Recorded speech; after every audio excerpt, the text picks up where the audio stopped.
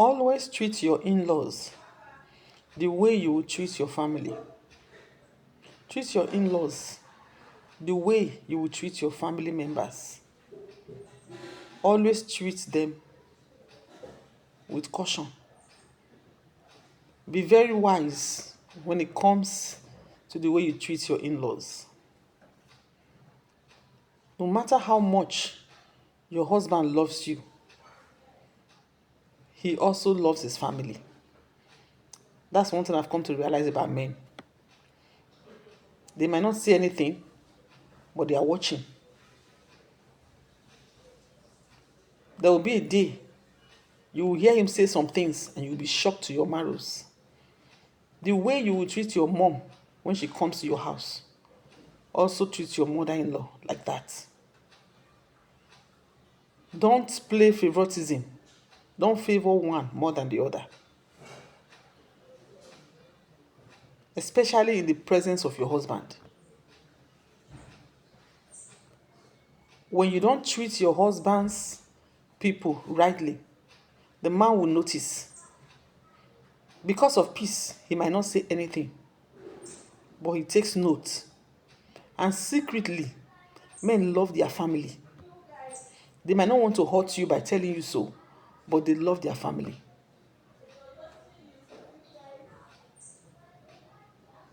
I have seen a lot of these things play out in my own marriage. Sometimes when their family members come for favors, they go out of their way. They want to favor, they want to grant them that favor.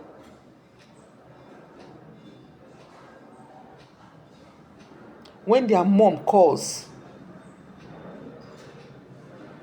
they are on their toes. They want to grant her request. And sometimes, as a wife, this does not go well with you. Don't ever show it to the man. Respect your in-laws, if not for anything, because of your husband. I know some in-laws can be very difficult. I know some of them can be very frustrating. But even at that, play wisdom. The Bible said a wise woman builds her home, and the foolish woman uses her own hands to pluck it down. Play wisdom. Play wisdom. Don't be the one telling your husband, oh, don't give your mother this. Oh, don't give your brother this. Oh, don't give your sister this. Please don't. Don't be that woman that is trying to make your husband not to help his siblings or his parents when he's able to do so. I'm not saying you should allow them to take advantage of you, but don't be the one telling him not to help his siblings and his relations. Don't block him from his siblings and his relations. Instead, look for a way to help him. When I got married newly, men, when they get married, they get carried away with their family issues, bills here and there, school fees, house rent. All those things come to play, which I understand. But at the same time, I told my husband, I said, open an account for your mom. Every month, when he collects his salary, I'll tell him, remember to send money to mama. That's his mother.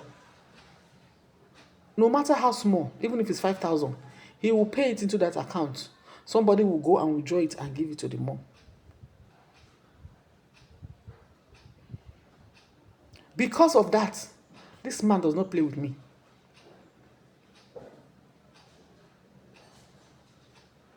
So when you think you are blocking him, and he's my husband, I own him, in African setting, you don't own that husband alone. He's your husband, yes, but he has a family. He came from a home. These people were there before you came. And if you notice, even when you are telling the man to do good to his parents, you will see people in that family telling people that is the wife that is stopping him from helping us. Most of us have been called such names. They will still be telling people, it's your name they will carry. They will not carry the name of their brother. They will be telling people that since he got married, he stopped helping us. Since he got married, he stopped paying my school fees. That's what you are going to be hearing. And most times, those things are lies.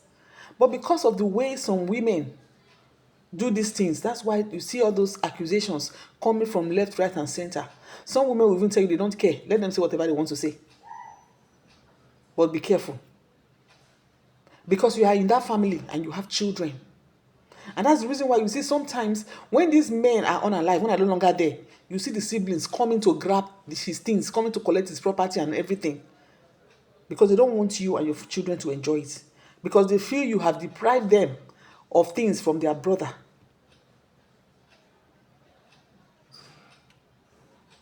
That's why if you watch my previous video, if you have not watched that video, the part 2 of how to treat your in-laws, go and watch that video. I said it there that no matter how close you are to your siblings as a man, if you are going for an occasion, an event in your family, make sure your wife is the one giving her the gifts.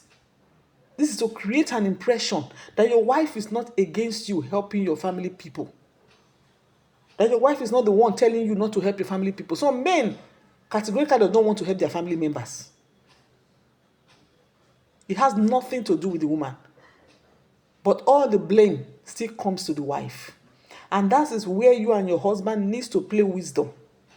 That's the reason why there's anything to give to the man's family.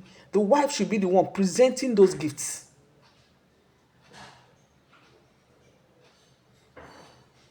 As a woman, please don't ever stand on the way of your husband, stopping him from helping his siblings when he has the ability to do so.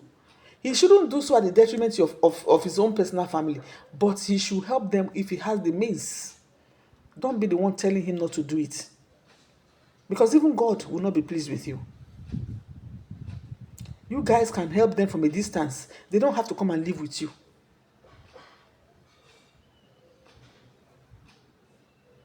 And as a man, if you know you have the type of wife that does not even want you to give anything to your family member, you as a man needs to be wise. You need to be wise. Because I've also seen marriages that you see some men, whatever their wife tells them don't to help their family members, they just do that. They don't help their family members. They push them away. And those people avoid them. You are not doing your wife any good. You are not doing your children any good by doing so. They shouldn't be a pest, yes. But at the same time, you have to know how to balance these things up. So that at the end of the day, your children don't suffer. Because you see, sometimes these in-laws, they take it so seriously that they think that the wife is the one telling the man not to help them. Some of them even go to the extent of unaliving that man so that the woman can suffer.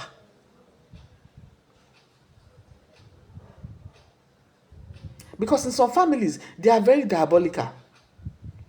And when these things happen, the only way you can conquer a bad person is by being good to that person. Go and read your Bible. The Bible said, by being good to your enemies, you are heaping coals of fire upon their head. I am telling you what I have tried, and it worked for me. I will one day share my story. But when I started doing good to these people, I realized that I weakened all their powers. Somebody that fought me, somebody that said, no, you will not marry my brother, you will not do this, you will not do that. I kept on giving them gifts. That weakened their power. Don't think two wrongs cannot make a right. Don't think when they are fighting you, you are going to be fighting back. Some battles are not yours. The battle belongs to the Lord. Learn how to pray and how to hand over such battles to God and go and relax. Give good gifts to them that hate you. That is in your Bible. I didn't write it there. Don't fight evil with evil. If you see that they are diabolical and they are and you cannot stand it, learn how to draw lines. Learn how to stay away from them. But at the same time, don't stop helping them. Be it your mother-in-law, be it your husband's siblings. My name is Mary Egbude, and this is Godly Counsel. And this is the part 3 of tips on how to manage your in-laws. This is going to be a long series. Stay tuned.